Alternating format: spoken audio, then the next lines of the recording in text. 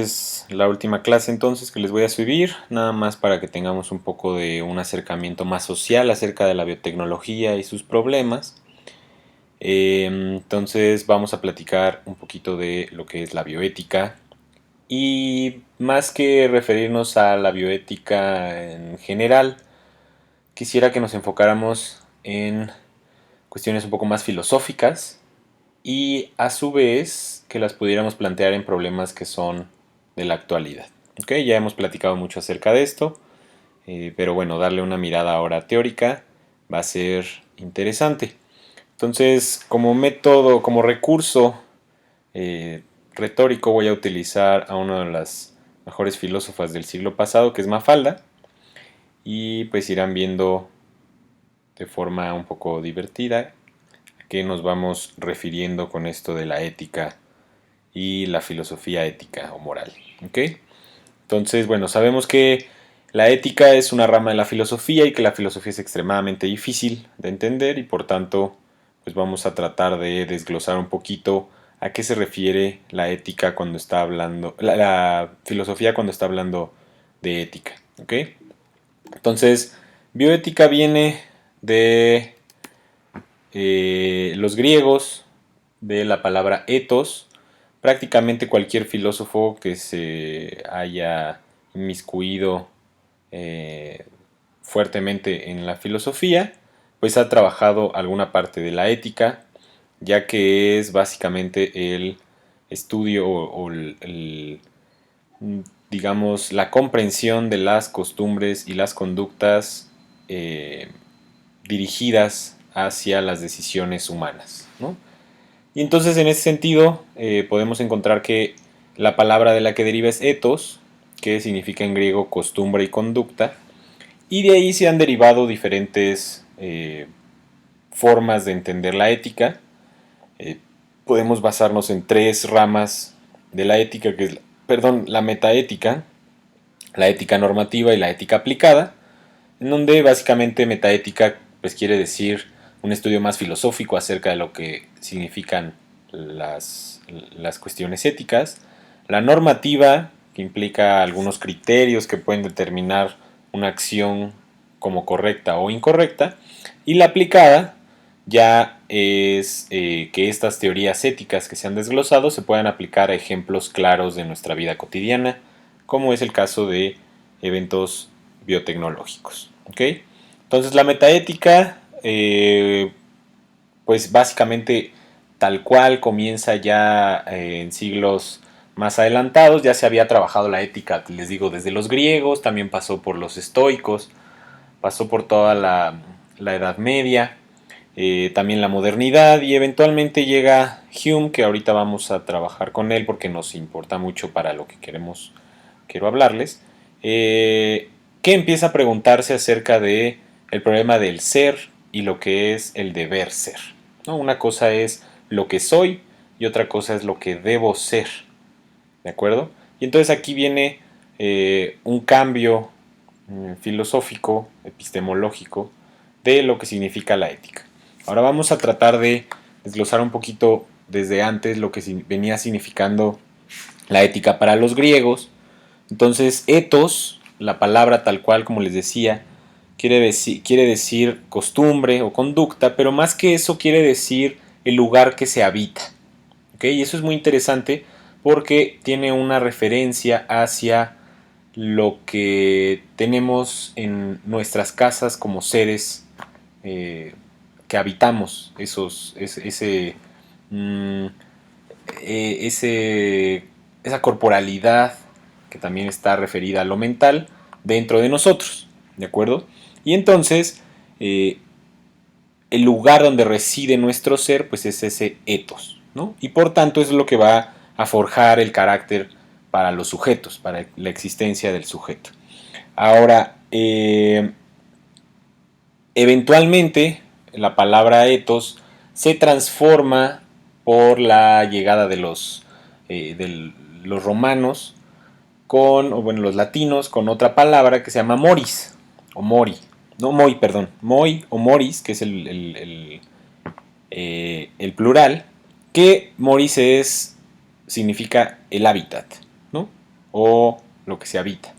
Pero tiene una condición distinta por la raíz latina, que hace más referencia a lo que se hace todos los días para ser habitado, ¿no? Entonces, uno es la habitación del ser de una forma más formal, eso sería el ethos, y la moris, que luego eventualmente va a transformarse en moral, va a ser más bien lo que como hábito se hace todos los días, ¿no? Y de ahí es de donde derivan estas dos condiciones de palabras, que van a ser la ética y la moral, que a lo mejor estaría bien que pudiéramos distinguirlas, que algunas personas lo han manejado como lo mismo, pero al tener raíces distintas, sí tienen significados distintos y en sus concepciones ya sociopolíticas también las podemos ver.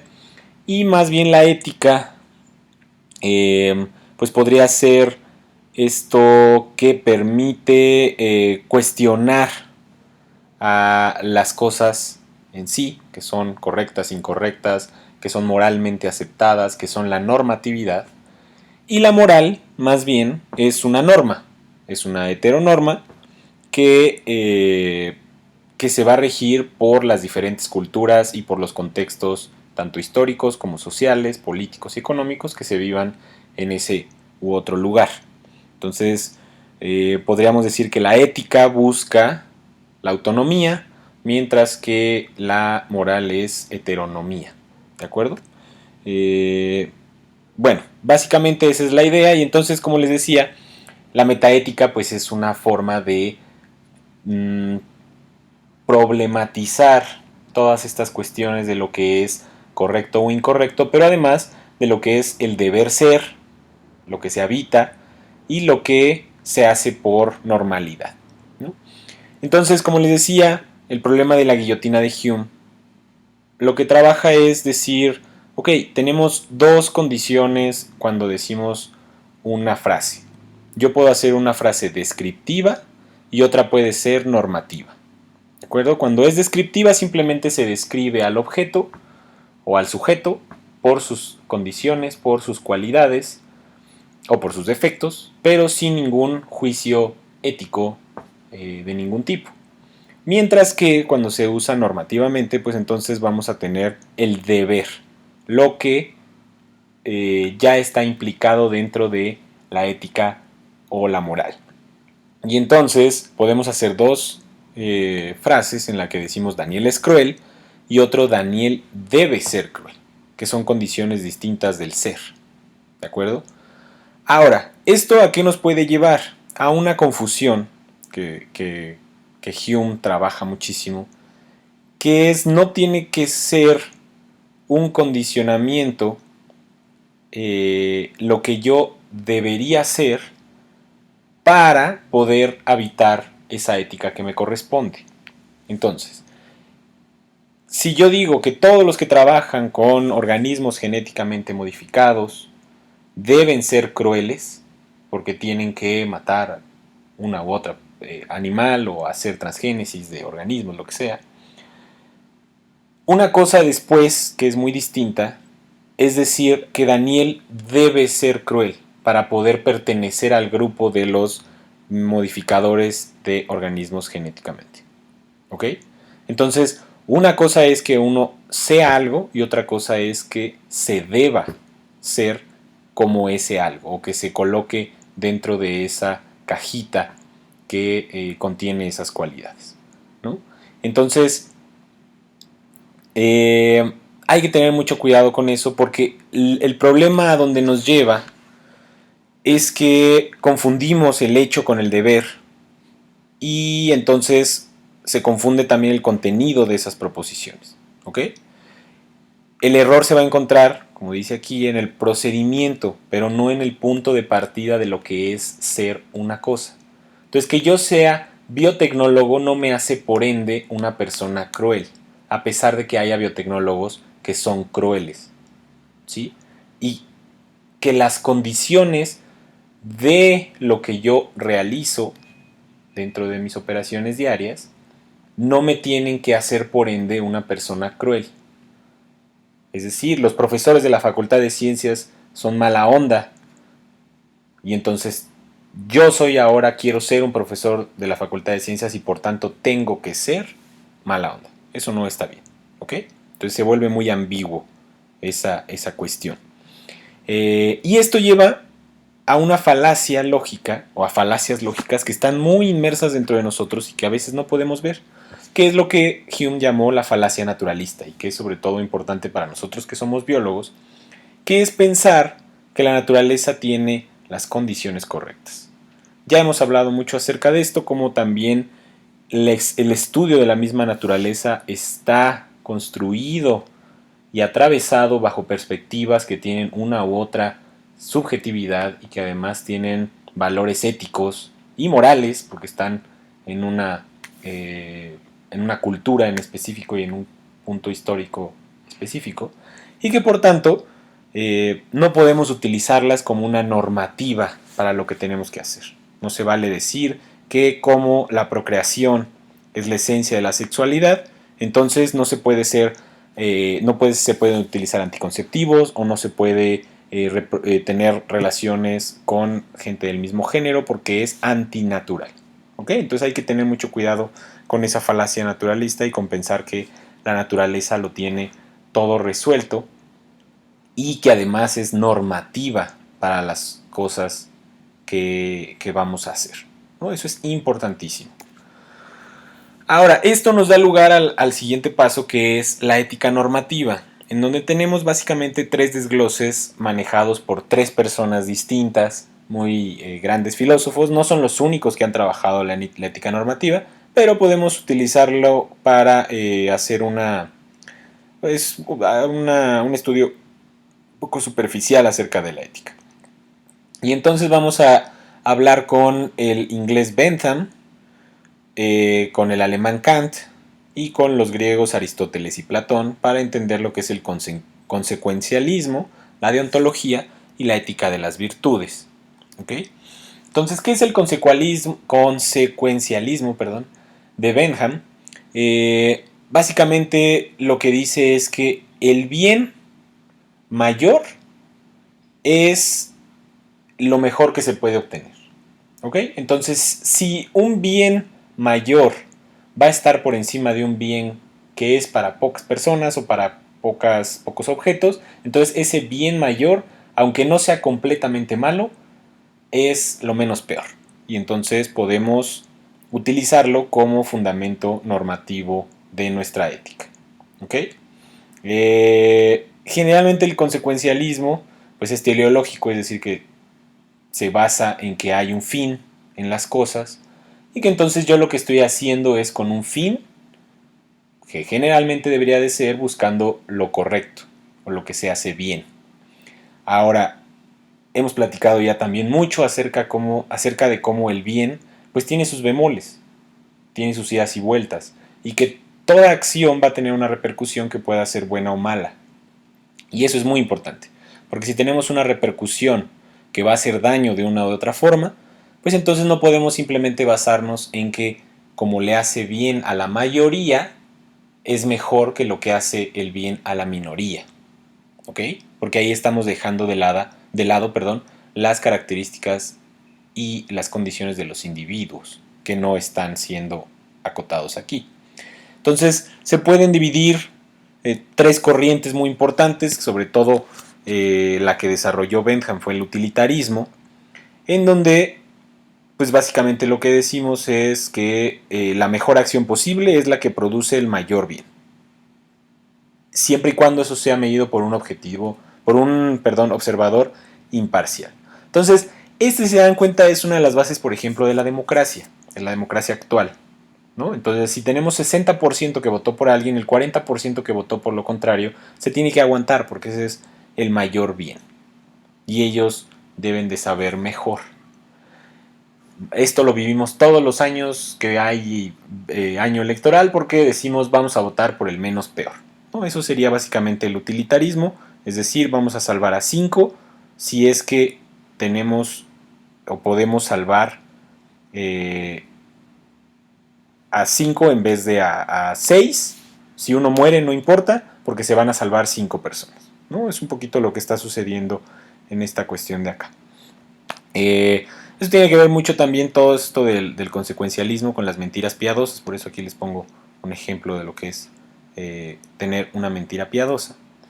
Y por supuesto eso tiene sus consideraciones preocupantes, porque obviamente estamos dejando a mucha gente que muera, o que sea, o que sufra, o que esté viviendo en malas condiciones, con tal de que las otras, o que la mayoría sí lo esté, ¿no? Y esto deriva en muchísimos problemas de bioética.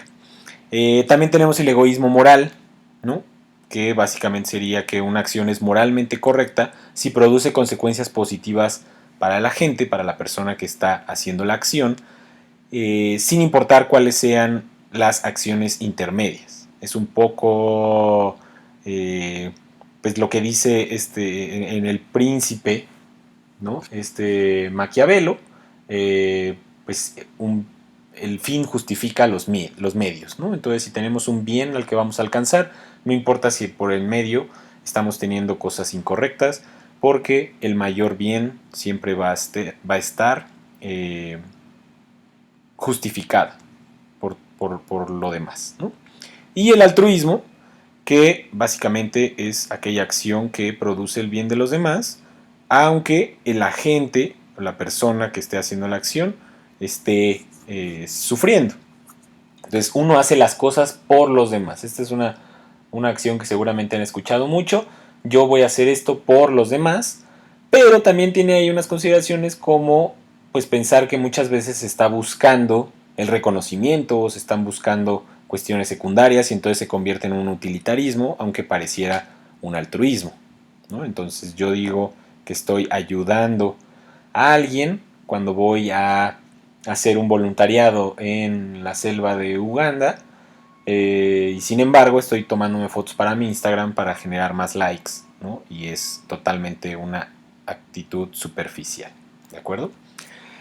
Ahora, ¿qué es la deontología? Que la desarrolló más Kant.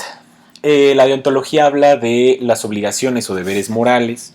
La deontología es muy interesante porque plantea que las acciones por sí mismas tienen su valor. No importa el bien que pueda producir. Siempre la acción por sí misma depende de sí misma y no de lo que venga a futuro, ¿sí? No es teleológica. Entonces puede ser moralmente correcto hacer algo aunque no produzca una mayor cantidad de bien.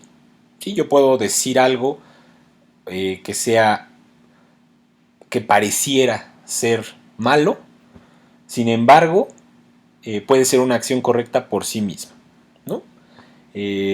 Por ejemplo, esto tiene mucho que ver con salvar la vida de un paciente a como dé lugar, ¿no? La vida es lo más importante para los deontológicos y entonces lo ha utilizado muchísimo la medicina para salvar, no importa la persona que sea, alguien que está a punto de morir, ¿no?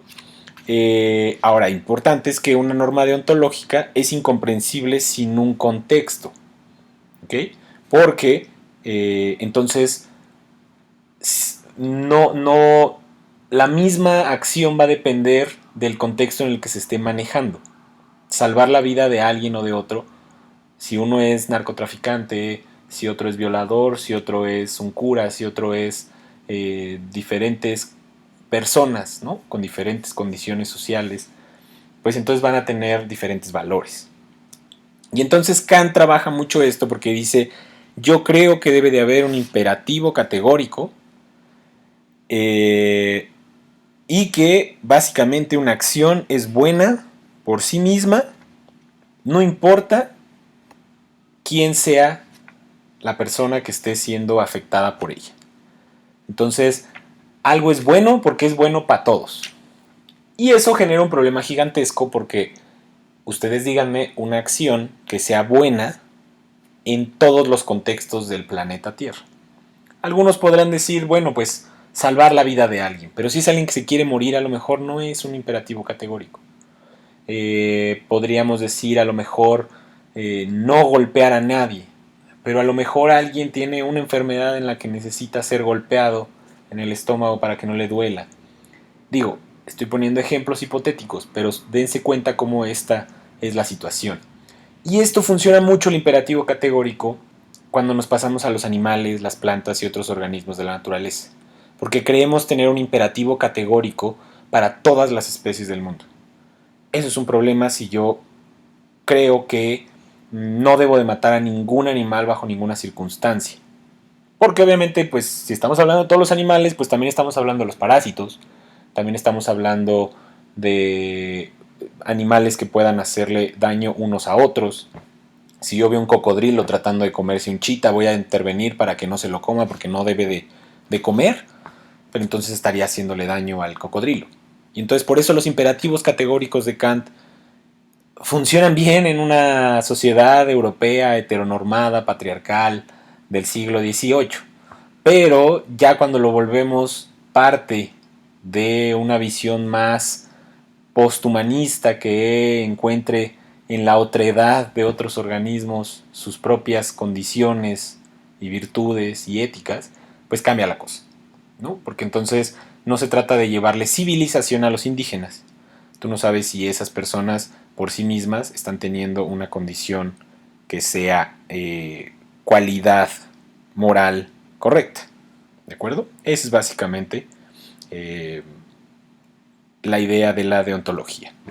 Y la ética de las virtudes de los griegos, principalmente la desarrollaron Platón y Aristóteles, pues básicamente busca la perfección del ser a partir de lo que es ser el mejor en lo que se hace, ¿no? Entonces esto viene mucho más en la subjetividad, en la capacidad de una persona de ser bueno. Y entonces es éticamente correcta si se hace por una persona virtuosa. Y entonces aquí, si ustedes alguna vez han leído diálogos de Platón, encontrarán cosas muy interesantes porque se dice que alguien es virtuoso porque hace cosas virtuosas. Y es un poco redundante en algunos casos, porque la virtud está dada por la subjetividad del que está en sí mismo hablando.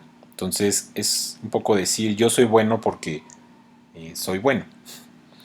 Es muy relativo, obviamente, va a ser relativo a la cultura, a la sociedad y a la persona que lo ejecuta, pero bueno, Sócrates, en el ejemplo básico de la ética de las virtudes, se utiliza como este ejemplo, porque no sé si ustedes sepan, pero Sócrates está haciendo, está en un juicio para ver si va a morir o no, porque ha estado preguntando demasiadas cosas en las esferas públicas de alto nombre de Grecia. Y entonces él lo único que tiene que hacer es retractarse, un poco lo que le pidieron a Galileo, por ejemplo. Pero como él creía en sus principios y en sus virtudes, él prefiere morir antes que cambiar su ética, y entonces muere como un hombre de virtud porque mantiene siempre esta bondad de sus principios. Básicamente esa sería la ética de las virtudes. Todos estos problemas, como se darán cuenta, pueden ser insertados en cuestiones y problemáticas biológicas, ¿no? O biotecnológicas, en el que es el caso que nos interesa. Entonces, eso es lo que lleva a que se pueda hacer una ética aplicada, y que sobre todo es la que trabaja la bioética actual, ¿no? Entonces aquí les pongo un ejemplo de ética aplicada, que es uno de los que me encantan porque es el problema del tranvía. Este problema fue diseñado para preguntarnos qué tipo de personas éticas somos realmente. Entonces, la idea básicamente es que hay un tranvía que viene hacia una vía, un riel, en donde están atrapadas 5 personas y esta tranvía los va a aplastar, ¿no? Y entonces yo estoy afuera del tranvía y tengo una palanca que lo único que puede hacer es cambiar la dirección del tranvía y en vez de aplastar a 5 personas, puede aplastar una persona. ¿Ok? Entonces aquí básicamente lo que se pregunta es, ¿qué haría uno? Si tiene que tomar una decisión tan difícil como matar a 5 personas o matar a una persona. Y de aquí podemos empezar a encontrar qué tipo de eticistas somos o qué tipo de ética nos rigen de acuerdo al valor de las respuestas que tengamos. La respuesta del tranvía no, o sea, el problema del tranvía no tiene una respuesta, es una paradoja, obviamente, porque todas las respuestas son correctas, siempre y cuando tengamos claras las razones por las que lo hacemos, y eso es lo que significa ser éticamente, pues básicamente correcto, ¿no? Entonces, aquí yo les dejo la pregunta: ¿a quién harían? Muchos podrían decir que prefieren matar a una persona que a 5, porque esa es la condición que nos ha enseñado sobre todo el capitalismo. El capitalismo es muy utilitarista, es consecuencialista, y siempre nos dice que un mayor bien es mejor, un bien mayor es mejor que un bien menor. Y entonces, si puedo matar a 5 personas en vez de a una, pues es lo que tengo que hacer por el bien de más personas. Es la base de la democracia, del capitalismo y todo lo que vemos. Pero claro que la condición cambia si yo aquí les digo que esta persona de aquí es su mamá y estas 5 personas son personas desconocidas. Entonces ahí podrían ser, el utilitarismo podría cambiar por una ética distinta, y entonces suponer que pueden tomar otro tipo de decisiones. Podrían también decir, bueno, yo no quiero que ninguno muera, entonces yo me voy a aventar enfrente del tranvía y que me mate a mí. Sería muy altruista. Cada quien va a ir decidiendo qué puede hacer, ¿no? De acuerdo a sus valores éticos y morales. Pero ¿qué sucede en el caso de los animales? ¿No? Que es uno de los casos importantes que manejamos en la actualidad. Nosotros tenemos animales de granja y tenemos animales domésticos. Sin embargo, los animales, a pesar de que todos son mamíferos, que tienen cerebros similares, se eligen cuáles de ellos sí podemos comer y cuáles de ellos no. Entonces tenemos animales que son utilizados para nuestra alimentación y otros animales que son utilizados para nuestro beneficio placentero, nada más, como los gatos y los perros. Porque nadie se puede imaginar comiéndose un perro. Incluso uno piensa, comerse un perro le da como cosa, pero no le da cosa comerse una res, ¿no? Y eso tiene que ver mucho con el contexto y el tipo de normatividad que hemos generado a partir de eso. Entonces también les podría decir qué prefieren matar, un gato o 5 cabras, ¿no? O 5 gatos o un perro. Y cada quien irá decidiendo de acuerdo a su ética fundamental. Y eso es lo que es más interesante en la bioética, porque al final no encontramos respuestas correctas. Encontramos formas de problematizar para mejorar las condiciones éticas de nuestra sociedad. Y eso sí se debería de tomar en cuenta siempre. Podemos empezar a pensar en las formas, ¿no? Y salirnos de esta ética convencional, irnos a la metaética para problematizar o entender estas éticas normativas y cambiarlas, modificarlas, pensarlas de otras maneras, ¿sí? Esa es la idea básicamente de la bioética. De igual forma, utilizamos en el laboratorio organismos específicos, ¿no? Como los conejos, los ratones, ciertos chimpancés, ciertos peces, no todos. Y entonces ahí, ¿qué está pasando? ¿Por qué estamos eligiendo esos? ¿Por qué no elegimos otros? ¿Por qué los hacemos sufrir o no los hacemos sufrir? Y todas esas cuestiones están condicionándose hacia nuestra ética. ¿Por qué no mejor hacemos el experimento con humanos? Eso podría decir cualquiera. Y entonces alguien, y esto ha pasado, que digan, pues ¿por qué no mejor utilizamos gente mala? Y entonces alguien puede preguntar, ¿y quién es una persona mala con la cual puedas experimentar? Porque tú no eres malo. Y todas estas condiciones que vemos todos los días. Entonces la ética nos absorbe en todos lados. Ahorita la estamos enfocando en la biotecnología, pero nos absorbe por todos lados. Entonces sí quiero que reflexionen mucho acerca de esto, y siempre este ejemplo del tranvía les puede ayudar a entender qué tipo de personas son éticamente, y pues también poder cambiar, poder generar nuevas vías de entendimiento. Lo que sí no se vale es decir yo no participo y que pase lo que tenga que pasar. Hay que hacerse responsable de sus actos éticos y decisiones morales. Entonces vamos a ver algunos ejemplos polémicos, ya nada más para terminar, acerca de de la bioética, ¿no? Que hemos tenido pues casi en los años recientes, que ha sido sobre todo modificación genética, modificación de plantas para mejorar cultivos y clonación para beneficio de los seres humanos. Entonces el caso de la insulina es muy interesante, porque la insulina es una hormona, bueno, es una proteína que necesitamos para poder procesar la glucosa, ustedes ya lo deben de saber. Pero la insulina, hay mucha gente que no la tiene o que no la produce correctamente, los diabéticos, y se la tienen que inyectar.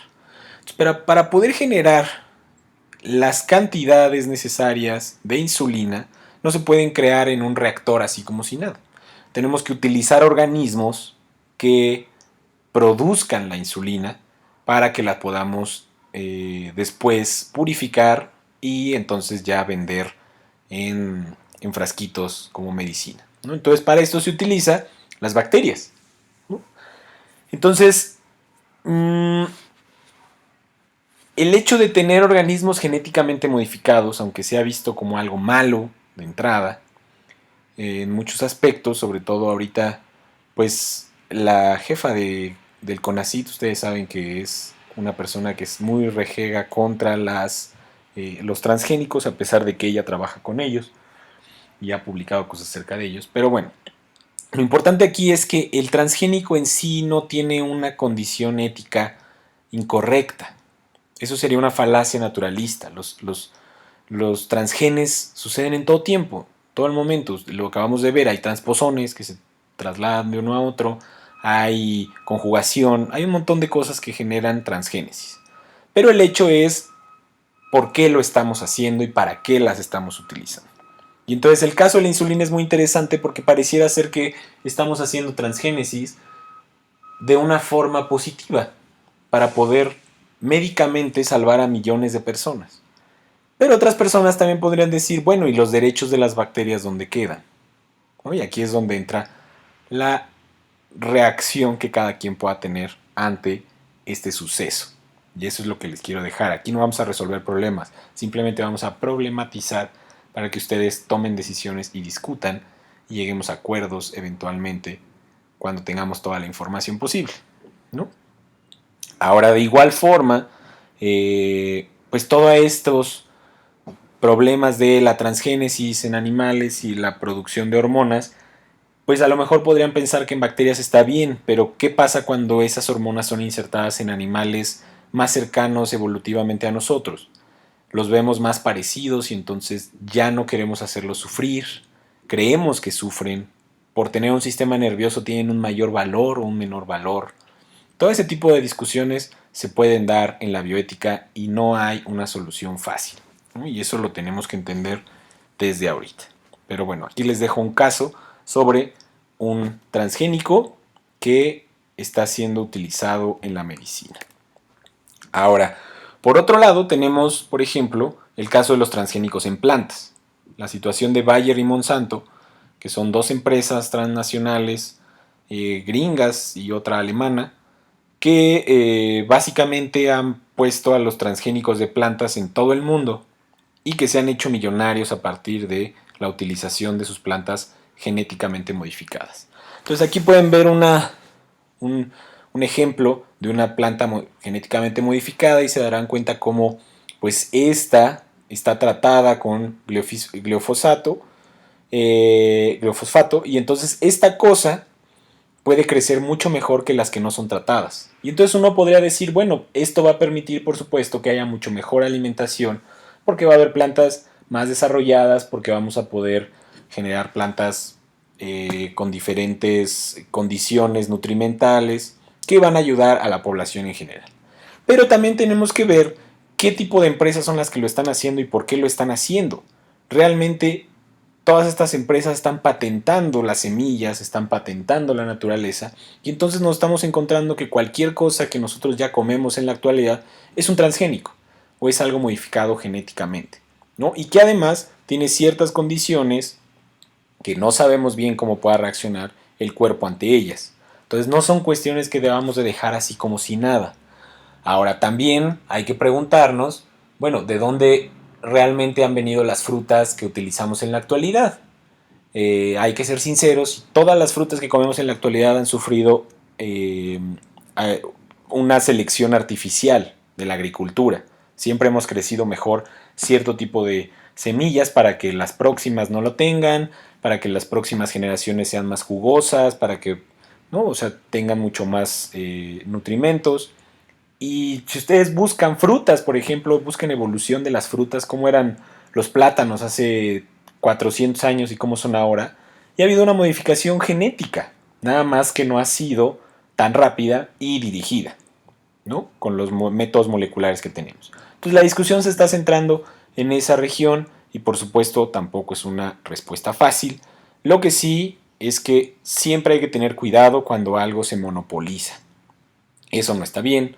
Y por supuesto si está afectando a personas que están trabajando el campo y que se están viendo afectadas en sus valores, en el valor económico de sus alimentos, hay que hablar acerca de eso, ¿no? Alguien está saliendo mal.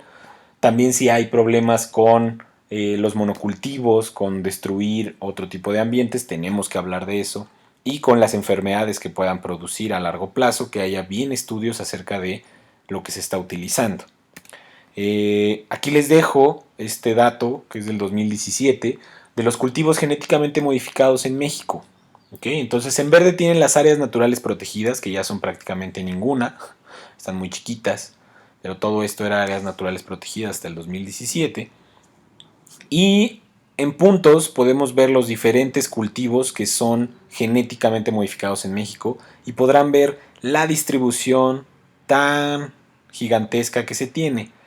Tenemos prácticamente en todo el país cultivos transgénicos y cada vez están creciendo más y se están acercando a regiones de áreas naturales protegidas. ¿Eso cuál es el problema también? Que como son semillas que tienen una capacidad de ser mejores y contender mejor contra ciertos ambientes estresantes, pues van a empezar a ganar terreno en lugares en los que a lo mejor no deberían de estar creciendo, ¿no? Y eso es una desventaja a nivel ecológico, ustedes lo deben de saber. Y también fíjense en cómo las regiones que están rayadas son potencialmente lugares para sembrar en un futuro y que se están dando concesiones, ¿no? En México, y entonces ya es una acumulación de miles de hectáreas. Aquí está el dato, son 667,000 hectáreas que se están utilizando y que se está buscando que para los próximos años lleguen a autorizarse millones de hectáreas para poder cultivar soya sobre todo y maíz transgénico, ¿no? Entonces, bueno, ahí también la pregunta queda en qué tanto queremos seguir produciendo transgénicos y seguir alimentándonos de esas cosas. Entonces, bueno, esto queda también como una duda. Dejémoslo así, cada quien podrá tener sus discusiones y sobre todo, pues todas estas regiones, sobre todo el norte, están hechas o están utilizadas por Monsanto y por Bayer.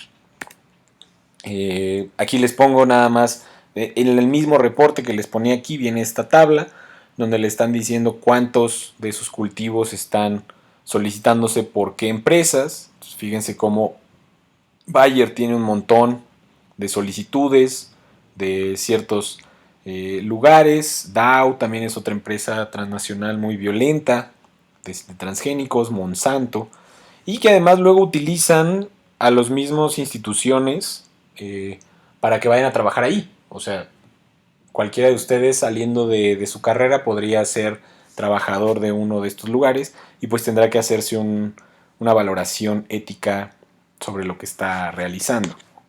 Más una cosa muy importante en México es que, no ustedes sepan, pero no hay una regulación de transgénicos, entonces sus alimentos no tienen por qué decir, no hay una legislación que prohíba vender alimentos transgénicos, entonces no tienen que tener estas etiquetas de esto que está usted comprando es un transgénico. Por eso ustedes pueden comprar soya orgánica, que dicen que es orgánica y que todos modos tiene transgénicos. Ustedes no lo pueden saber. Y eso lo hemos demostrado en el laboratorio. La soya y maíz orgánico pueden ser transgénicos porque no hay una regulación legítima. ¿Okay? Entonces hay que tener mucho cuidado con esta situación y seguir trabajando en políticas y seguir discutiendo acerca de esto para que estas hectáreas no sigan creciendo y al rato lo único que haya en México es un país megadiverso y se convierta en México es un país de monocultivos transgénicos.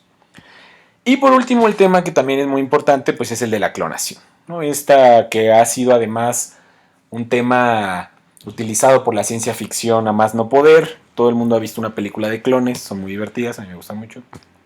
Pero obviamente tienen implicaciones éticas brutales, ¿no? Que incluso en muchas películas también lo manejan, ¿no? ¿Quién es el verdadero? ¿Quién está clonando a quién? ¿Quién es el que merece vivir y quién no? Y entonces hay muchas películas que ustedes pueden ver con fundamentos éticos que les van a ayudar también a tomar estas decisiones. Me pueden preguntar eventualmente de ellas. Pero aquí tenemos el caso, por supuesto, de Dolly, que es el primer organismo clonado, completo, en 1996, por lo menos el primero que sepamos, porque puede que haya habido otros que no nos enteramos, pero que básicamente llevaron a que una oveja grande, ya de edad avanzada, fuera clonada, se coloca en una madre subrogada, como lo hemos visto, y entonces tenemos una oveja que tiene la misma información genética que la clona, o más bien que el original. Entonces este clon tiene los mismos genes. Ahora, algunas de las complicaciones de esto, en este caso en particular, es por ejemplo que el organismo clonado va a tener la misma vida genética y y epigenética del original. Entonces todas las enfermedades que se habían acumulado, todas las divisiones celulares que ya se habían generado, todos los problemas genéticos y mutaciones que traía la original, se pasaron a la clona. Y entonces no es como en las películas que nace un clon de bebé y bien bonito y es como tiene la misma conciencia y demás, sino que es un organismo nuevo con una conciencia nueva, pero que tiene las mismas enfermedades que el viejito anterior, ¿no? Entonces es una pregunta ahí obviamente filosófica y ética de si esto pues tiene razón de ser y sobre todo si es para un consumo, ¿no? Si lo que se está buscando es generar clones para tomar órganos o para tomar fragmentos y que pueda ser uno reparado, pues entonces, ¿qué derechos humanos está teniendo o qué derechos animales está teniendo este organismo clonado? Que al final también es un ser vivo, que está además en el mundo creado para un funcionamiento específico que es extremadamente utilitarista, ¿no? Entonces tenemos ahí que preguntarnos ciertas cosas morales y éticas. Y también, bueno, la última clonación completa de un organismo, pues es el caso de Shonshon y Huahua, que son dos monitos que fueron clonados en el 2018 y que además, pues hubo muchísima controversia porque no hubo una regulación tan clara acerca de los clones. Y algo que también ahí nos enteramos mucho es de toda la cantidad de hembras subrogadas que se utilizaron, de óvulos que se fecundaron y que se perdieron durante la embriogénesis, durante el nacimiento del bebé, etcétera, etcétera, que obviamente ponen a cuestionarse nuevamente, no desde un lado pro vida, no quisiera que lo viéramos desde ahí, pero sí las condiciones de los embriones como organismos potencialmente vivos, ¿no? Y qué tanto les estamos dando un derecho humano a esos embriones, a los ya nacidos que mueren inmediatamente porque no son viables, porque son mecanismos de experimentación, y sobre todo, pues desde un lado feminista podemos verlo en las madres subrogadas nuevamente, ¿no? Cómo se están utilizando hembras como máquinas de producción de hijos, cuando pues eso es lo que estamos tratando de cambiar, o pensaría que todos los que estamos aquí estamos tratando de cambiar esa ideología de las hembras como simples pedazos de carne en los que podemos meter organismos para que se desarrollen, ¿no? Y esa es una de las cuestiones. Entonces básicamente eso es todo lo que vamos a ver en la clase, espero les haya gustado. Suscríbanse a mi canal, ¿es cierto? Más bien, si quieren cualquier información me pueden preguntar. Acuérdense que me pueden marcar al WhatsApp o por el Telegram. Y aquí seguimos. Cualquier duda que tengan, nos vemos en la fecha que habíamos acordado en agosto. Y básicamente de eso se trata el curso de biotecnología, resumido en 5 clases rápidas a final del semestre. Entonces, saludos, disfruten y les mando un abrazo. Espero todos y todas estén muy bien.